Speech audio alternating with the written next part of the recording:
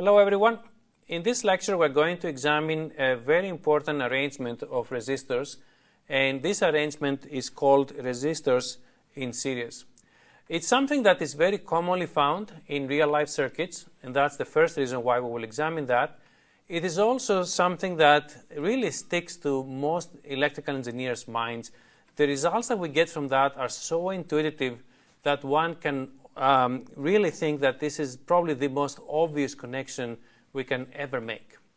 So let's go ahead and examine that. In this circuit, I have shown you exactly what I mean by connecting resistors in series.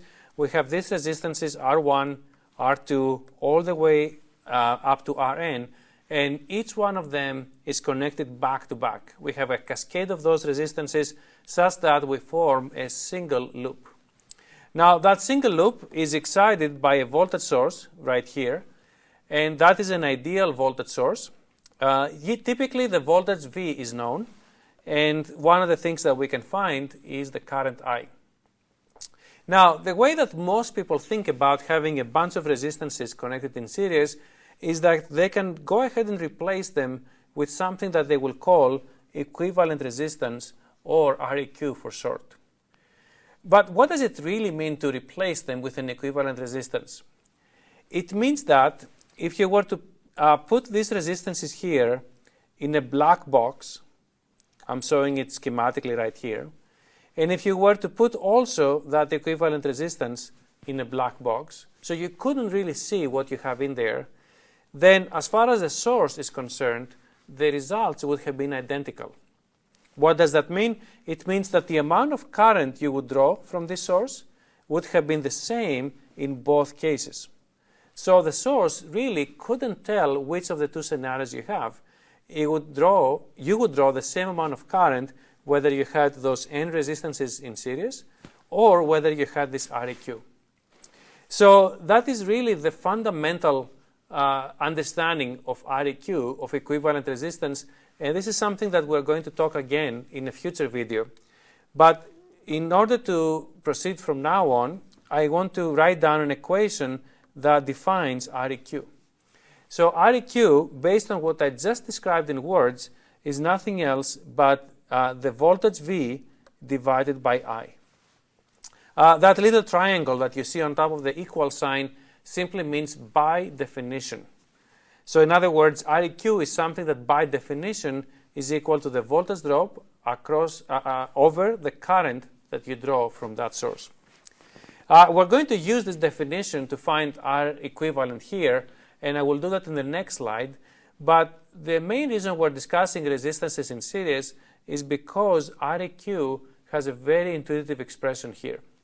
So let me write down this expression, and then we will prove it.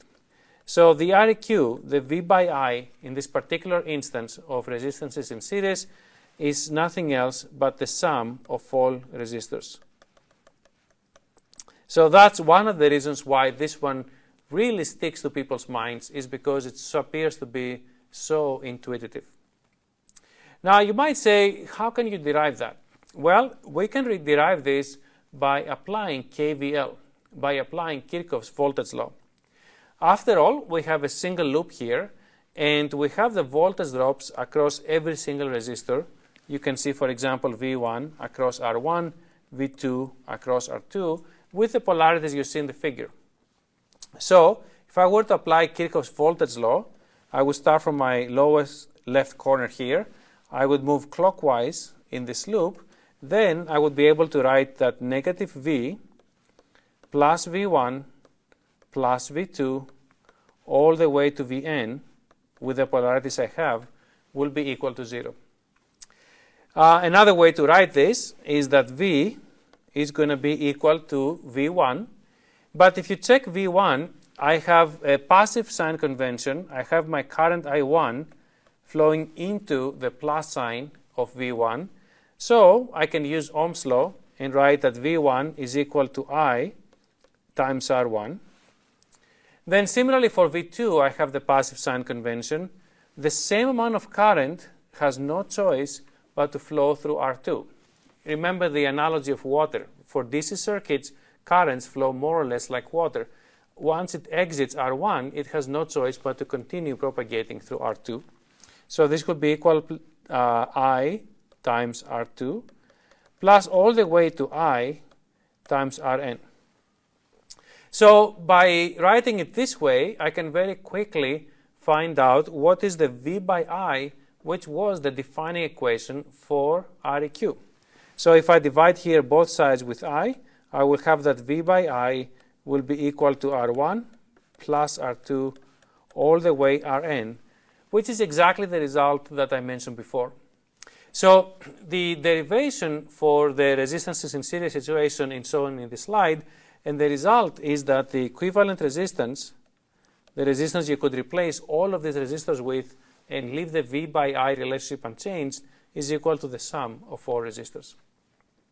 Now, in addition to this equation, which again is something that most people really easily remember, there is a second very important result that I would like you to memorize.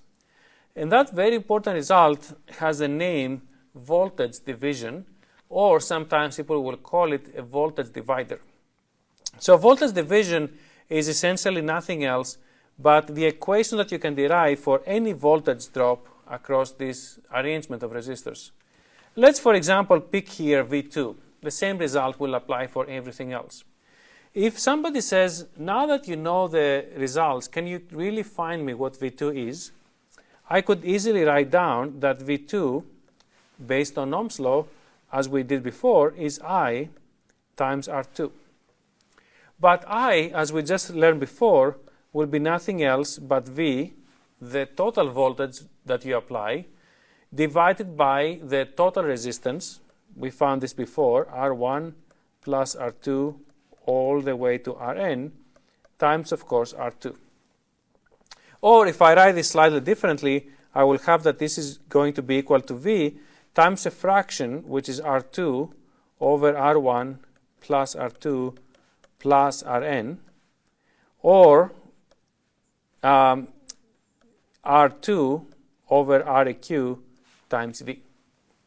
So when you read the equation, when you read it the way I have written it here, you really can't help it but think of this thing as a voltage division. So you took the total voltage that was applied and you divided this by a ratio, and that ratio is nothing else but the resistance you care about over the total amount of resistance. Or another way that people will say that is that the voltage drops will be distributed according to the values of the resistances. So a higher resistance will see a higher voltage drop across it than a lower one will. Again, this appears very intuitive and is a very easy thing to remember. So the voltage division, even though it's probably less often quoted than the series equivalent resistance, is as useful, and you should memorize it because we're going to be using it many, many times. So to summarize, in this video we have seen two very important results. The first result is how do I find the equivalent resistance for resistors connected in series. The second result is how do I calculate the voltage drop across any resistance, and we're using the voltage division formula. So thank you very much for watching this video. We'll be with you again next time.